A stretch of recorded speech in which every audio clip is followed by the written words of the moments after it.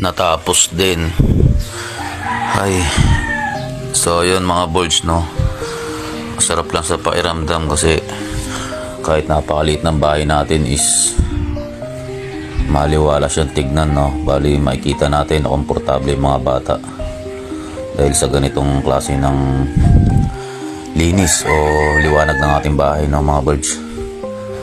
So para sa akin, masayang masaya ako sa ganito, no, sa ganitong ginagawa ko sa bahay namin kasi ginagawa nga namin kaming mga nagpipintura is ginagawa nga namin sa ibang bahay, although sinasahuran kami, pero kahit papano masaya kami kapag natatapos namin yung bahay, nakikita namin yung bahay nila na maganda ang kinalabasan dahil sa pagpipintura namin, no. So kami mga pintor, no mga boards, masaya sa pairamdam.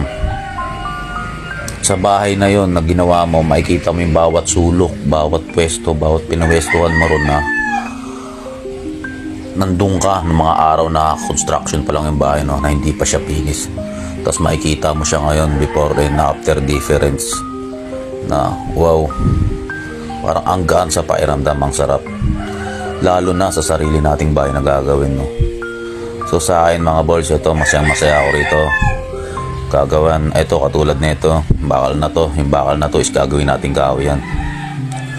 Masaya ako para dyan na na-achieve ko yung ganyan, lalo sa sarili kong bahay is na i-apply ko yung trabaho ko.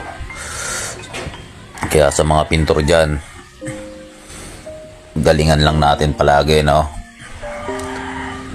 Huwag tayo magsasawa, magtrabaho na magtrabaho kahit pintor lang tayo. Yun lang mga boards.